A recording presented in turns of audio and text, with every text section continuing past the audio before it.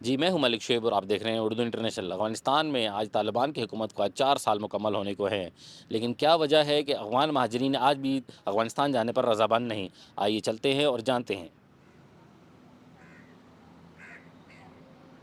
جو ہمارے افغان بھائی ہیں ہم نے ان کو زبردستی نہیں نکالا ہے۔ ابھی میرے خیال میں اب وہاں پہ امن امان ہے، تو اگر جانا ہے تو چلے جائیں۔ ادھر دل تنگ ہو جاتے، ابھی تو بالکل اتنا شوق نہیں ہے ہمیں ادھر جانے کا۔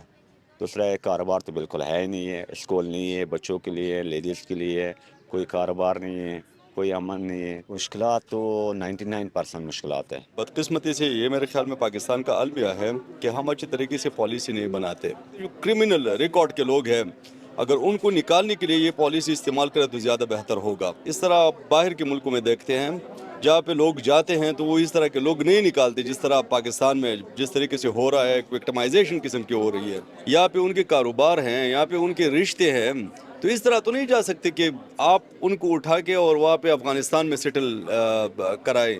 اس طرح تو نہیں ہو سکتا۔ دیکھیں یہ سارے فیکٹرز کو جب تک ہم مد نظر رکھتے ہوئے پالیسی نہیں بناتے تو اس کا یہ نقصان ہوگا۔ ہم دنیا میں پھر رہے ہیں کہ جی فارن ڈائریکٹ انویسٹمنٹ ہونی چاہیے، تو یہاں اگر ہم ان کی کاروباروں کو بند کریں گے، انہوں نے جو انویسٹمنٹ یہاں کی ہے ہم ان کو ضائع کریں گے، تو ظاہری بات ہے اس سے پاکستان کو فائدہ نہیں نقصان ہوگا۔ ادھر جو ہم پروٹیسٹ کر رہے ہیں لوگ نا، اس کا ڈفرینس مشکلات ہے ادھر افغانستان میں۔ ایک ہمارا یہ مشکلات ہے ادھر کاروبار نہیں ہے ایک، اور دوسرا مسئلہ جو ہے یہ عورتوں کو کام کرنا نہیں چھوڑتے، ایجوکیشن کا مسئلہ ہے۔ اسی لیے ہم چاہتے ہیں کہ کسی اور ملک میں شفٹ ہو جائیں، نہ کہ واپس افغانستان ڈپورٹ ہو جائیں۔ پاکستان کی گورنمنٹ کی طرف سے یہ فرمان ہے جو ہمیں ڈپورٹ کرے، اس لیے ہم UNHCR سے مانگ ہمارا یہ ہے جو ہم کو ایک اسٹرانگ ڈاکومنٹس دے، اس کے تحت پاکستان گورنمنٹ ہمیں ڈپورٹ نہ کرے۔